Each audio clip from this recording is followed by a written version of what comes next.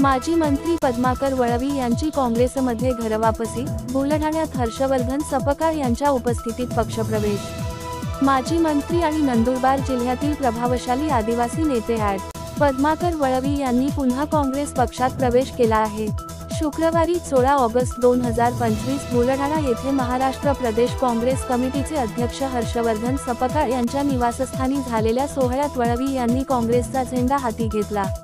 यावेळी आदिवासी काँग्रेसचे अध्यक्ष प्राध्यापक वसंत पुरके, प्रदेश महासचिव ॲड. रोशन गावित, धुळे जिल्हाध्यक्ष दीपक अहिरे, बुलढाणा शहराध्यक्ष दत्ता काकास आणि इरफान पठाण यांच्यासह अनेक काँग्रेस पदाधिकारी उपस्थित होते। वळवी यांनी 2009 मध्ये शहादा करोदा मतदारसंघातून काँग्रेसच्या तिकिटावर निवडणूक जिंकून मंत्रिपद भूषवले होते। 2024 मध्ये त्यांनी काँग्रेस सोडून भाजपात प्रवेश केला, परंतु आदिवासी आरक्षणाच्या मुद्द्यावर मतभेदांमुळे त्यांनी भाजपाला रामराम ठोकला।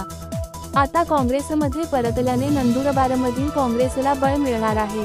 हर्षवर्धन सपकाळ म्हणाले, वळवी यांच्या प्रवेशाने काँग्रेसची ताकद वाढेल। लवकरच नंदुरबार येथे त्यांच्या सहकाऱ्यांचाही भव्य पक्षप्रवेश सोहळा होईल। वळवी यांच्या घरवापसीमुळे आगामी स्थानिक स्वराज्य संस्थांच्या निवडणुकांमध्ये राजकीय समीकरणे बदलण्याची शक्यता आहे।